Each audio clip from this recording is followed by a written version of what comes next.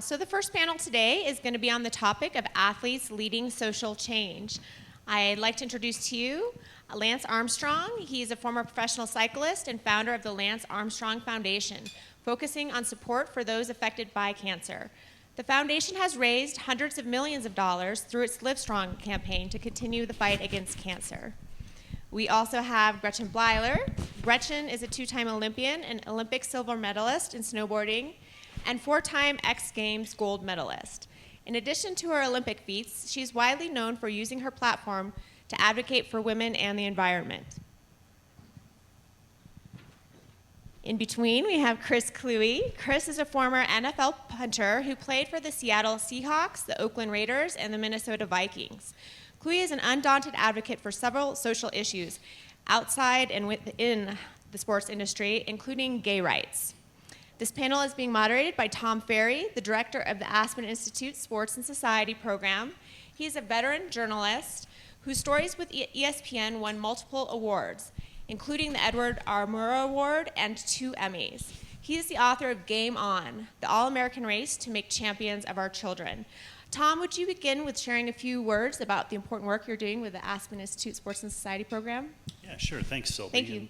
And, thanks, everyone, for coming today. This is a really terrific conversation that I hope is going to be the smartest, most clear-eyed, most diverse, intimate conversation that you're going to hear in sports this year.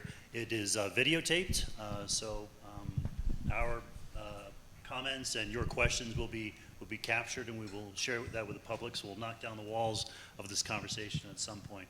But Sylvie, yeah, thank you. It's been great. You know, I've been a journalist for 25 years, Seattle Times, past 20 with ESPN, and when I wrote the book Game On, the All-American Race to Make Champions of Our Children, which was really a journalistic survey of the landscape of youth sports in America, that tried to reconcile how we became the world's sports superpower, but also had the world's worst obesity crisis. And what was it about our sports system that was making a contribution to these seemingly opposite outcomes? So it took a lot of research, a lot of peeling back of the layers, traveling all over the country, going to 5 or 6 different foreign other countries to understand their sports systems. And I put it all together in this book, this 384 pages, and went out the door. And at the end of each one of these talks I would give, including here at the Aspen Institute, the Ideas Festival, people would always say, thanks for telling us how we got into this mess, but now what do we do to get out of it? People wanted something better, whether it was parents or coaches or sport administrators or, any of the sectors that touch the lives of children. Figured we can do this better. There's something wrong about all these kids being stuck on the couch, and then on the opposite end, kids who maybe have access to resources, the travel teams at a very early age, and the year-round play, and the trainers, but then you see the injuries and the burnout and the concussions and so forth. So people really wanted solutions, and in this country, we're one of the few countries that does not have a sports ministry. There is no entity that coordinates sport development in this country and sets something of an agenda. So when I spoke here, and this place is just so full of bright people who want to get things done and are very solutions oriented, I thought maybe, hey, I could take the network that's been built up around my book, because that's what happens when you write a book, is everybody who cares about the topic somehow ends up in your inbox, and sort of tap into the Aspen Institute's network of its ability to talk to the White House or C-suites or influential places all across the country, and create this conversation, this shared conversation around developing a plan, a framework for action for what good looks like in youth sports and a sports system that works in this country. So we did that with roundtables for over 2 years. We listened to 300 leaders and took notes and shrunk it down into a document called Sport for All, Play for Life, a playbook to get every kid in the game, and it's 8 strategies for the 8 sectors that touch the lives of children. It came out last year. The Surgeon General helped us launch it. He read it the night before and basically said, look, this is a plan everybody should plug into here. And we've had an awful lot of activation off of it. More than 100 organizations have introduced new programming or shaped their youth strategies that we just know of, have told us through surveys that they've done this. Media organizations have launched access to sport divisions. Apparel companies have used our research to begin to shape their ideas. Cities have started to build coalitions around creating a concept of what good looks like in youth sports to adjust what they're doing locally. So on and on. The International Olympic Committee has recognized the report. So we've been really honored and humbled that it's had all this traction. And the First Lady, a couple months ago, really issued a call to action for industry in this country to address these access gaps and make sure quality sport is accessible to all children. So most of our work within the Sports and Society program to date has been at the base of the sports. It's been about the 12 and under category. Today's conversation goes beyond that. We have a panel at the end of the day that my colleague Risa Isard, who's in the back there, will lead on youth sports, and it's going to be fascinating. She's got Bob Cantu and Angie Franks from a top sports technology company. And so she'll dive a little deeper on those topics. But these first few are on non-kid sport topics. And so, this particular panel is about athletes using their voice as agents of change. And for me, it's been kind of fascinating. I mean, I grew up I was born in the 60s. It was a time of great change, even with athletes stepping forward. Jim Brown, Muhammad Ali, the Black Fist Salute in Mexico City Olympics and otherwise, Billie Jean King shortly after that. But then we had the era of Michael Jordan, and I covered the NBA during that time. And athletes were not supposed to be political. You would lose sponsors. It was just not something you should do. You didn't have a platform to do so. But just in the past 2 years, Reese and I were taking notes last night. Try and get your mind around all of the athletes stepping forward on issues we've seen. Kane Coulter at Northwestern University. I was there that morning when he filed the union cards, trying to unionize college players to stick up for their rights. University of Missouri football players protesting the university's campus culture. WNBA players speaking out on Black Lives Matter. Carmelo Anthony, Chris Paul, the statement at the ESPYs about police treatment of communities of color. Caitlyn Jenner. Athletes donating their brains when they die to be analyzed for CTE conditions. The Los Angeles Rams stepping forward on hands up, don't shoot. The U.S. women's soccer team advocating for equal pay. And even Michael Jordan, a month or so ago, said, okay, it's time for me to speak out, and made a big donation. So we've seen a lot of change. So what I would like to ask our panelists, and kind of go down the line here, why now? Why are we seeing athletes finally step forward in so many different ways and developing their voice? Gretchen? For me, the natural progression of my journey started with a dream to become an Olympian. Literally at 7 years old, I declared that I was going to become an Olympian, and I didn't know how I was going to do that, and I really didn't even care how I was going to do that, but I wanted to become an Olympian. And this journey of trying to fulfill this dream, it taught me so much about myself. It taught me about how to take care of my body and how to train my mind and how to stand up for things that I really believe in. And when I actually got to the Olympics in 2006, I was ready to respond to something bigger than just myself and talk about my results and talk about my performance, because leading up to those Olympics, you get a lot of media and you compete a lot and you talk a lot about yourself and your performance. And it's important because it's your journey. But I was ready to use my voice and use this platform now as an Olympian to talk about something bigger. And it also was a way, just talk about something bigger. And at that point, I had an experience, 2006, I don't know if you all remember Joey Cheek. He was an Olympic speed skater. And those Olympics, he won a handful of medals, and what he did is right away he donated his winnings to this organization, A Right to Play. And that was important, that monetary contribution was important, but more importantly is the awareness that he raised around that organization, A Right to Play. Because now all anyone wanted to talk about was, what is this organization? And look at this amazing athlete. And I just looked at him like, damn, this guy wasn't just trying to go to the Olympics and win a medal. He was trying to go to the Olympics and win a medal to do something, to use it for good. And I decided that I wanted in on that. And I started talking about climate change because as a professional snowboarder, I was traveling around the world competing and experiencing the effects of climate change firsthand. And I wasn't a climate scientist and I couldn't really talk about the science, but that was my strength. I wasn't talking about the science. I was talking about my firsthand experiences. And I was talking about how it was affecting my livelihood. It was affecting a sport and a way of life that I love. And it was starting to affect my mountain town community where I grew up, the economy, and I was seeing that in every place that I competed in around the world.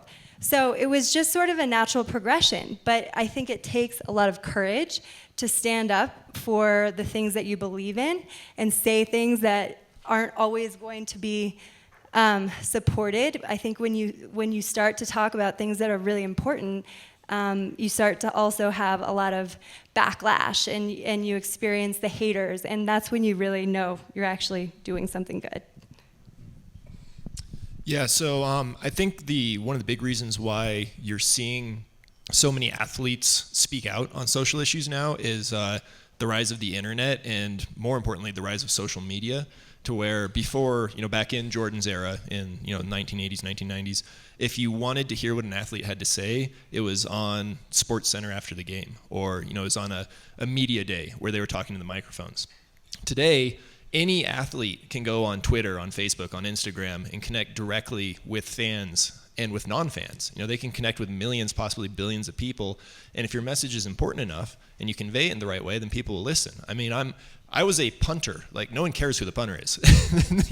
And I would like them to care who the punter is, but they don't. I mean, they're there to watch the quarterbacks and receivers. But the thing is that since I had built up a social media presence and people had known, hey, if Chris is going to say something, we can go to his Twitter page. We can find something that he's going to say. We know he's going to write stuff and put it online. Then when I wrote my piece on, why same-sex rights are important, why defeating discrimination is so important, not just, for athletes, but for us as a society as a whole, then that it was that social media that really allowed so many people to see that message. And so I think that that's one of the huge things that our athletes need to know to take advantage of, is that your social media platform, this is your way of connecting with everyone. And people will listen. You're a role model. Whether you want to be or not, you are a role model. So yeah, you can treat it as, a silly thing. You can post pictures from parties and stuff like that, but if you want to make a change, you very much can do that. You just need to know that, how to put your message out there so that people will listen and then commit to it. And I think the other reason why we see more and more athletes coming out and speaking out on stuff is they know there are other athletes out there who are willing to say things, and it's a lot easier to find them due to the internet and the social media. You can say something and be like, oh, hey, that guy from that team, that guy from that team, that guy from that team, they've also said the same thing. We should all get together, because there is strength in numbers. Like, if you're the only athlete saying something, it becomes a lot easier for your team to cut you. That's just a reality of the sport. Whereas if it's like 4, 5, 6, 10, 20, 30, 100 athletes saying something, now all of a sudden people stand up and take notice. They're like, we should listen to that, because it's not just one person, it's multiple people. Lance? Yeah, I agree with what Chris said. I mean, it's in this day and age, social media can be a good and a bad thing, right? Athletes and people in general use it for a whole lot of reasons, and we see every day where somebody makes a mistake or thinks something's private and it's not private. So that's sort of the bad, negative side of it, which we get to see, and as parents, we get to hope that our kids don't do that. But there's the good side of it, and I can really only speak from my own experience. So these causes sort of either come to us or personally or directly. I mean, cancer came to me directly. Gretchen, noticed a change in the climate and and in this community and traveling around the world. So that came to her. So she thought, okay, this is something that I have to talk about. Well, you don't necessarily have to talk about it, but in my situation, and this is a long time ago. This is in 1996, so this is way before social media. But as my career went on and as my foundation grew and grew, social media became a more and more important part of it. I remember when the foundation first said, "Hey, you got to join Twitter." I thought, "What is Twitter?" Some guy had my name at Lance Armstrong, and he posted every day, "Going for a bike ride, going for a bike ride, going for a bike ride." And so I thought, well, that's stupid. But we got the name back, and you start to build this army, you start to build the momentum, and this isn't, I mean, you mentioned Jordan, and you mentioned, I mean, if you think about, and a lot of this, I think, this imagery came in front of all of us when Muhammad Ali died. Because you went back and they showed all these classic moments and these iconic moments where he was sitting with Kareem Abdul-Jabbar and sitting with Jim Brown and sitting with all of these guys. I mean, if that were today, I mean, that would have been a massive, massive story, and one that they would have told as well. So I think you combine the two, an issue or a cause coming to you or something that's personal to you. It doesn't have to come directly to you. It could be a friend or a family or just something that you care about. I mean, I have no idea why Chris chose to write about same-sex marriage, but something inspired him to do that, and perhaps, and I look at Chris's story and I followed this thing, perhaps, and I'll say this to him and just share this. I mean, I think Chris was 2 years too early. Yeah, my agent said the same thing. So I think you write that story today, I think everybody's like, okay, cool. Exactly. And the timing of it is, and the tempo of that is weird, right? And so, yeah, I mean, I think athletes are powerful. Athletes, actors, artists, music. I mean, we're all in the same boat where you carry this following, and people listen, right? And people pay attention, and how you use that is obviously very important. The Kemba Walker recently wrote. He had a quote. He said, "We're not politicians, but we're not just athletes." Gretchen, we were talking about this the other day. This idea, this self-concept that you're more than just an athlete, how essential is that to engaging, stepping into this political realm, I guess? Well, I think, being an athlete it's such an interesting experience, because on one hand, you're this person who carries a lot of weight and a lot of influence and become this role model. But then at the same time, athletes have a tendency also to just be, and the Olympics is a really good example, athletes can just be cattle. And it's the truth, and I've experienced it. I've had the feeling of, we're just being ushered around, being told what to do, follow these rules, don't say too much, thank this person and this person. And for a while, I experienced that, and I played by the rules, and then I realized, well, I have my own voice, and I have my own opinions, and I actually have a following, and having the courage to kind of break out of that role and say, I have a voice. And I think a lot of times it stems from so many athletes have just been athletes their whole life. I went straight from high school and became a professional snowboarder, and I joined the U.S. snowboard team. I didn't go to college. And so, my own insecurities are, who am I? I don't have a college education. I don't have these specific credentials. I don't have these, these accomplishments. There are far more people who should be more qualified than me to speak about these things. And this has sort of been my message, is every single one of us has a platform. Every single one of us has a voice and an opportunity to talk about things that are important to us. And I think that it can really start with the athletes. And if the athletes start to break out of this mold of, I am just an athlete, into, actually, I'm a person in this world, and I have dedicated my life to something that I believe in, and just using the platform. And I've been working with an organization called Protect Our Winters now since 2009. And the whole point of this organization is to, well, there's many layers to it, but one of them is to bring the entire winter sports community together as one voice to act on climate change. And what it's really doing is it's bringing professional snowboarders, skiers, mountaineers together, educating us and empowering us also with opportunities to step into these leadership roles where we use our voice and we use our experience. And it's really, really been empowering. And I think that the more organizations we have like this that are bringing athletes together to show athletes that you are more than just your sport. You're so much more, but giving them the environment to really become empowered in this. Now, you stepped into a really politically divisive issue, climate change, global warming, pick your operative term, right? So when you did that, did people tell you you're going to lose sponsors or there's going to be a financial cost to pay? And what did you find happened?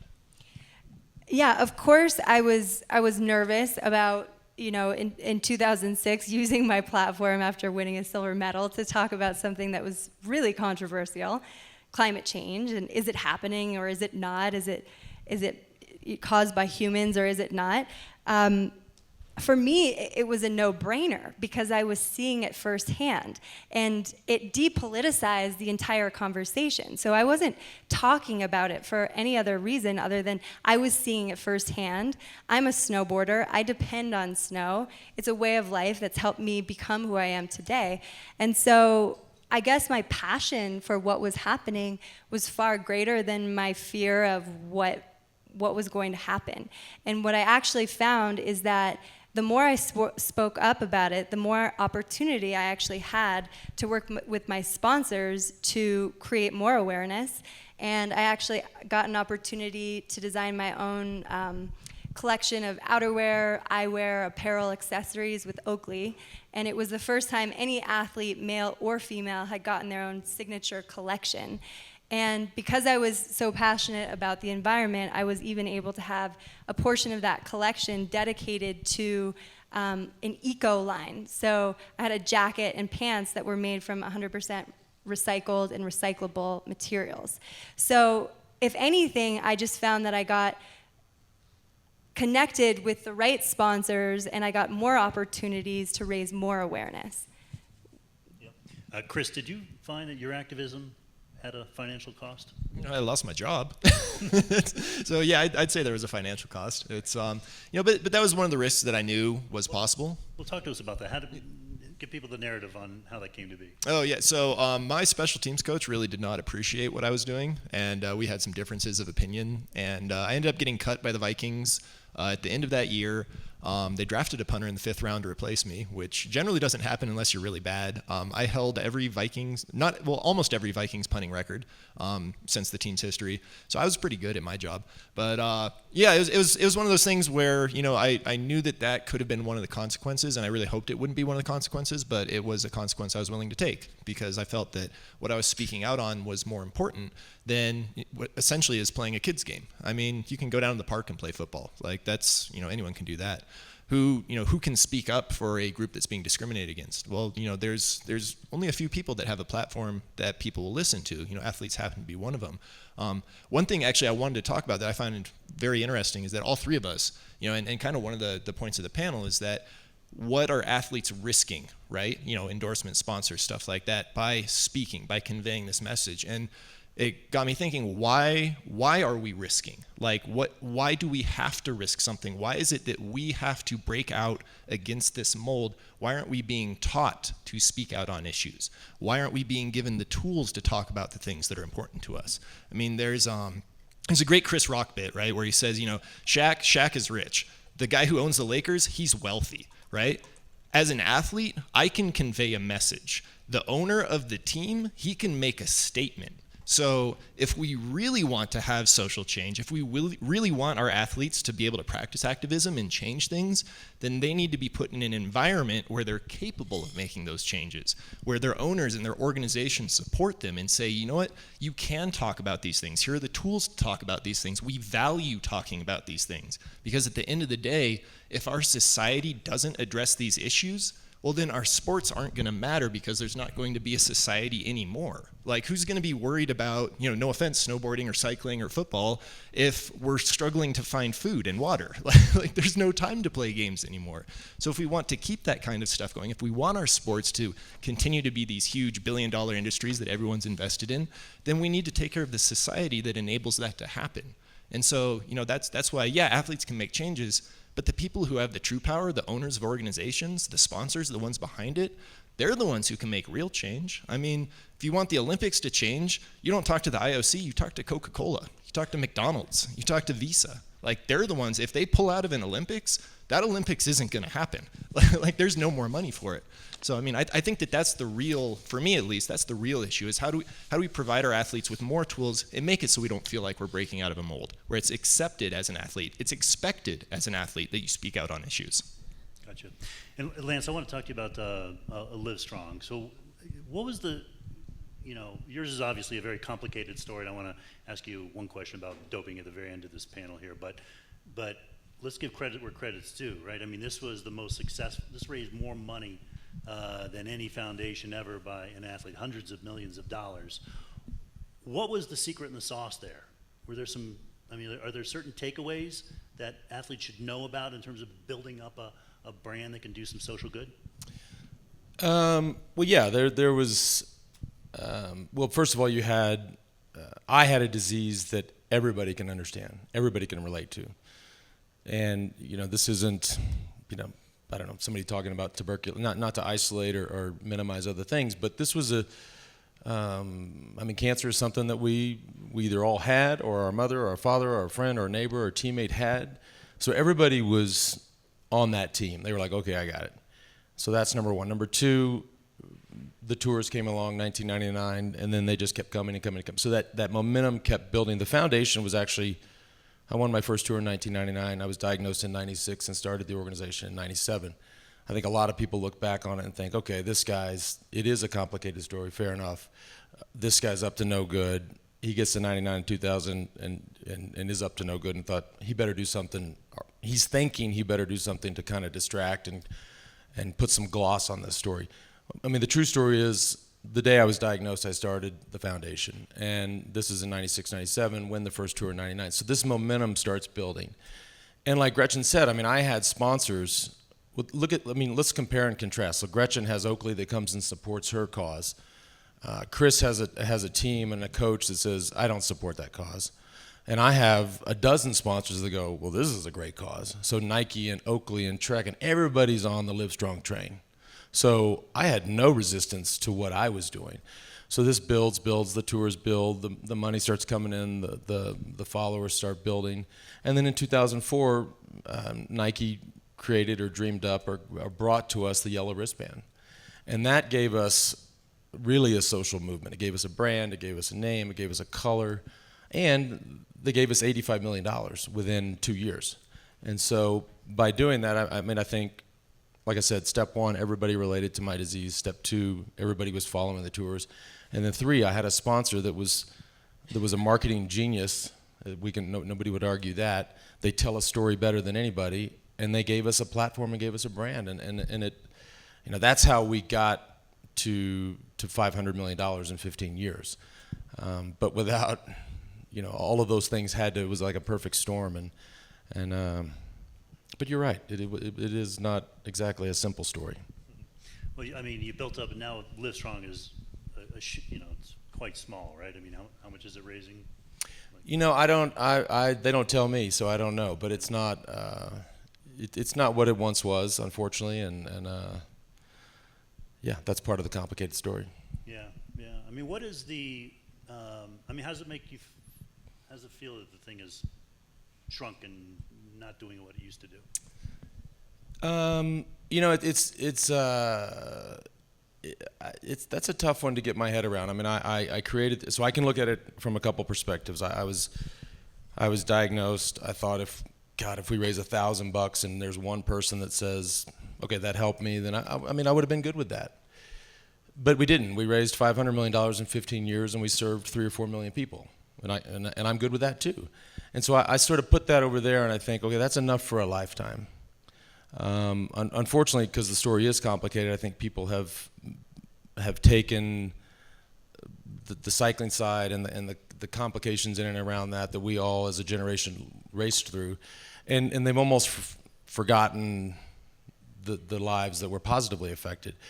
And the way that it went down, my world, October of 2012, the way that the board reacted and in the call that was made, it was like, we're changing the name and you're not welcome. I mean, it was surreal to live through that. And I thought, wait a minute. I mean, this wasn't something that I spent 15 years calling all the staff going, okay, you guys make this happen. Let me know when to show up and take all the credit. This was something that I literally busted my ass for 15 years. And so to hear that happen, I was like, wow, this is the way it's going down. So I still am not too happy about that, obviously. But it is what it is. And I go to sleep at night knowing that we did a lot of good. And nobody can change that. I mean, the lives that were positively affected, I still am proud of. And in my world now, it's like there's not big initiatives. There's not hundreds of millions of dollars. But every day there's a call. Hey, will you send my friend a video? Will you call somebody? Will you go see somebody? That's enough for me. One a day, one a week? I don't know. I mean, I like that. And people ask me all the time, like, how involved are you or how much do you do? I say, I do everything I'm asked to do. Whereas before, I wasn't batting 1,000. I simply couldn't. But today, I can do everything I'm asked to do, which is a cool place for me, for my own, my own sanity. The way the board reacted, the way the public reacted, what does that say about the perception of integrity and an athlete's ability to rally a cause, right? I mean, so how you've been through it. You've been through this whole thing. I mean, the question is, how does the perception of integrity impact an athlete's ability to rally people around a cause? Well, I mean, the media is and I didn't give them credit, but I in hindsight, I realized, I mean, the media is incredibly powerful, and if you do, I don't know. I mean, I screwed up a lot of things, but I certainly screwed up that relationship. And once they turn on you, and again, these were people that they were part of this build, right? The media was part of the build. People were part of the build. When I say the build, I mean building the foundation, winning 7 tours, like this wave that gets created. They were part of that. People were part of that, and they were pissed. And so people turned, the media turned, but the media really turned. And my downfall was part of a larger narrative that if you were in those trenches, you realized isn't true. But that's neither here nor there. The media put that out there, and it crushed me. It crushed the foundation. It crushed our sport. In 20 years, we can all look back and do a study and go, okay, net, how'd we do? I don't know. I mean, but we're not there yet, and we're here right now. And so, yeah, I mean, the media were tough. Yeah, definitely. Okay. Actually, if I can jump in, I think another big part of that is people are so used to seeing us just as athletes, right? You're not a human being. You're a face on a screen. You're a stat. You're a jersey number.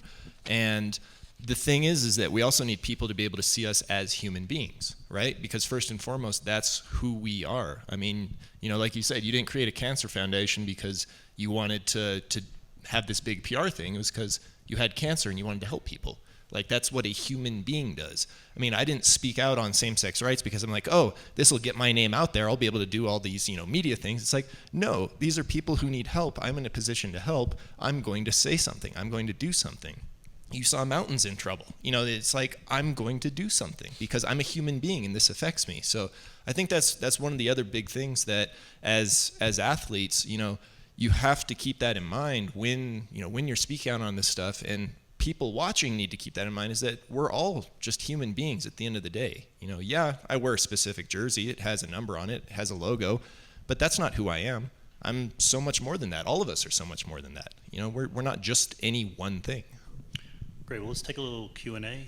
Anybody? So one of the things that... Hi, I'm Zach Grissom. I work with the Aspen United Soccer Club.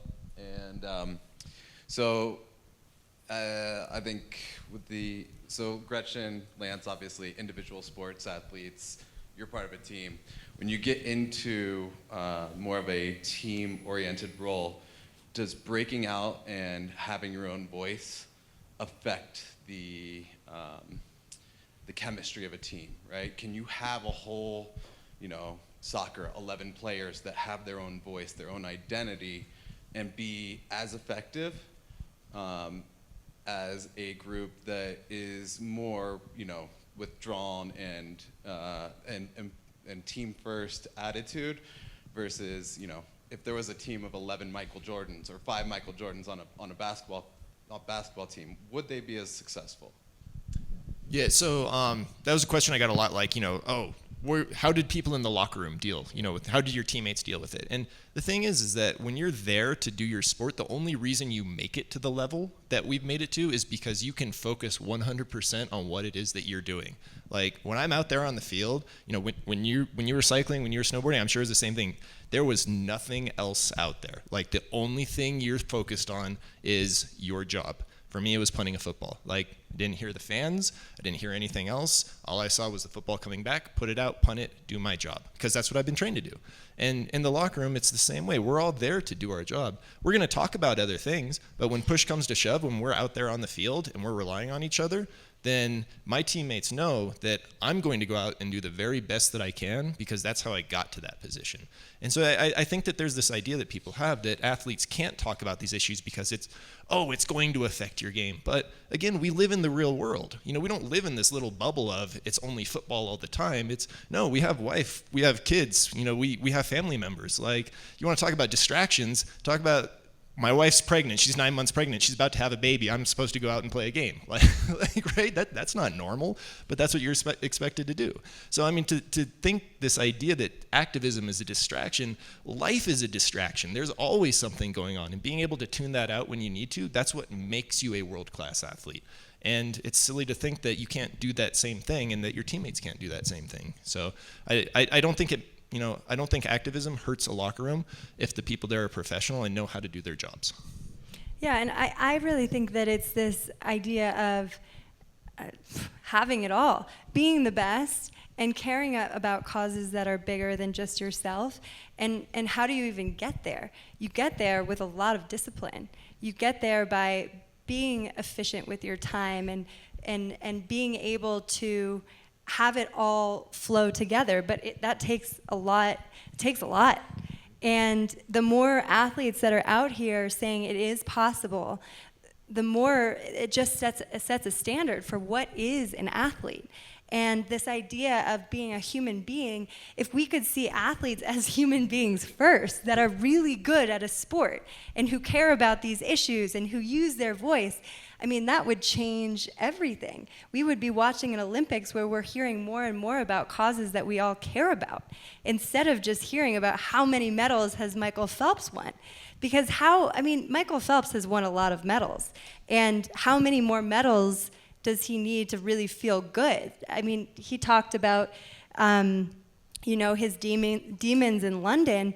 You can tell that he's searching for something bigger than just those medals. And so if there are more people out there talking about causes that are really important to them, I think it's a huge message to the athletes. And I believe that it's also important to talk to the sponsors and the organizations, but I think it's empowering the athletes and showing the athletes what the new athlete really is. Questions?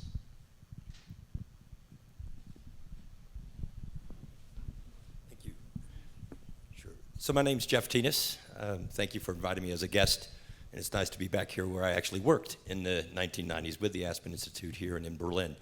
And, hats off to the athletes for, taking social causes to task. I'd like to ask and come back to some of the remarks you made about the role of sponsors in assisting athletes who want to speak up. And also something that really hasn't been mentioned, the role of the governing organizations for the various sports, okay? Because they have also a voice that they can bring to various issues. And if I can just tell a short anecdotal story that took place here at the Aspen Institute back in the mid-90s.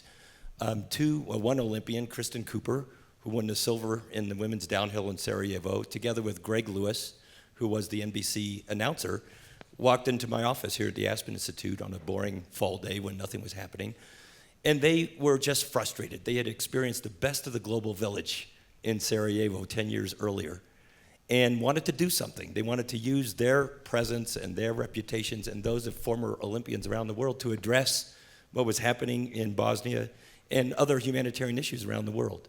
So using the network of the Aspen Institute and their network, we convened former Olympians, and we convened sponsors like Visa, and we even had Dick Pound, who you know, Lance, from the International Olympic Committee, come and meet and decide what can we do about this. And we created the Spirit of Hope, Humanitarian Olympians for Peace, HOPE, and launched a program in Eritrea to address, you know, youth issues together with Adidas, forming a soccer league. Did the same in Bosnia, and we were going to have a big coming out party in the '96 Olympics when Juan Antonio Samaranch, the head of the International Olympic Committee, put the kibosh on the entire initiative because it wasn't about him, right? So we were accused of ambush marketing, even though we had an IOC board member on our board, and Visa speaking out with a board member on our board, and it all fizzled out, all right? So now you look at FIFA, you look at the Olympics, and you see all the corruption in countries where they're now bringing the games and bringing a World Cup,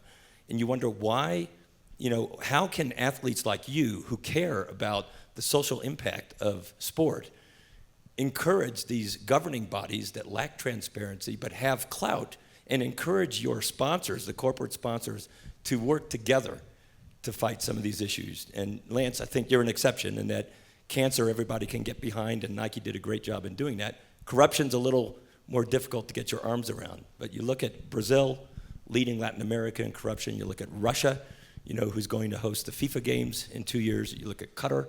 And you have to ask yourself, where is the transparency and integrity in sports, and why aren't athletes like you being supported? Thank you. One of you want to take it? Yeah, if you don't, I mean, I don't want to monopolize the panel, but it's, I think the question there is that why is it athletes that are responsible? Why isn't it society as a whole? Why isn't it the institutions themselves? Why don't they have policies in place to guard against what are very basic urges of human nature? I mean, corruption is endemic to humanity. Whenever power corrupts, absolute power corrupts absolutely. Athletes are we're the visible ones, right? We're the ones who faces and names you see, but we're not the ones organizing the games. We're not the ones who are in the back rooms signing the deals, you know, slipping the briefcases under the tables. It's humanity as a whole, societies as a whole need to hold these sporting leagues accountable, need to hold sponsors accountable. You know, if people could get up and say, hey, 5 million of us, 500 million of us aren't going to purchase these products if you're supporting human rights abuses, well, I guarantee you, all of a sudden sponsors are gonna be like, well, let's see what we can do to fix this. You know, and then that puts a lot of pressure on these governing bodies because they also rely on sponsors. So I mean, the thing is that athletes can help urge that along, but only as a part of the society that we live in. It has to be everyone else as well, and it has to be people at those sponsors in those governing bodies that want to make a change, because otherwise they're just going to drag their heels and nothing's going to happen. I mean, you look at the Sochi Olympics, like Russia, huge human rights abuses, especially in regards to the LGBTQ community. You have all these sponsors that are like, yay, we're supporting LGBTQ rights, Pride Day, yay, and then they turn around and like, yep, we're supporting Sochi, we're going to put our money there. So, I mean, if no one's ever held accountable, nothing's ever going to change. So the first thing is holding those who actually have the power responsible. And once you do that, then you can start changing things. So we need to wrap up the panel here. First of all, I'd like to thank each of you. You know, just think about it last night. There were really kind of three buckets of athletes when it comes to athlete activism. There are those who say, like, I'm going to be who I am, right? That's Caitlyn Jenner or Johnny Weir or you know, Monet Davis or Jason Collins or otherwise. There are those who say, you know, I'm going to stand up for my rights, whether it be, you know, Nick Simmons and the Rule 40 issue with the Olympics, or Kane Coulter advocating for college athletes, protections, or the U.S. women's soccer team advocating for equal pay. You guys, I think, all fall into the third bucket, which is I'm going to stand up for others, right? So climate change, same-sex marriage, and cancer survivors. So I think it's all three are very important, but I think it's interesting that all three of you were early to this game, and you all are in that third bucket there. So thank you for your speaking out on these issues. The next panel is on doping, and Of course, we can't, Lance is with us here today and has had to think about this topic for a long time now. So, Lance, any quick thought on, the topic of the doping panel is, what do we do about this moving forward? We've seen what's happened with this Olympics and the Russian team, and otherwise, you've been through this. Can the doping issue be solved? Can we create enough of a playing field that our kids don't have to chemically enhance themselves as they move through the system? Well, that's a loaded question. I would first say I hope so, because I have kids. They all play sports, and ideally they don't get put in the situation that we as a generation were put in 20 years ago. But it's a tough one. I mean, the science evolves, technology evolves. The athletes always want to be successful, want to be wealthy, want to be famous, want to be all these things. So that pressure is there. I'm not the person to answer that. I mean, whatever I tell you is not going to be a popular answer, and I'm just going to get fried for it. But I fear that. I mean, look, if you watch the Olympics and I forget your name, but you talked about all the names, whether it's Samraj, whether it's Dick Pound, whether it's FIFA, whether it's the IOC, US, all, they're all, I don't think anybody there is lily white. And my feeling is that they like these stories. They like Russia. They like the Lance Armstrong story. They like the Kenyan story that's now come. They love that because they're wagging the dog in a lot of ways when it comes to what they're up to. But it's just tough. I mean, there was Patrick Huber just wrote a big piece in Vice Sports that took this whole issue on, and the New Yorker just wrote a big piece about genetic manipulation. I mean, once that comes around, I'm not a scientist, but I think we all better be prepared to just sit back and say, what time is the game? Which is not the answer anybody wants to hear. But unfortunately, I think that's the truth. Now, whether or not, we thought that about EPO too. I mean, EPO was a great drug that was totally undetectable and very effective, and then they figured it out. I'm not giving you a good answer, I know that. But it's a complicated topic, and it's certainly one that's timely and topical, because if you open the New York Times, it's all you read about. I mean, the media is so invested in the story. They know that it sells. They know it sells papers. They know it gets clicks, and they're gonna keep hammering this story home.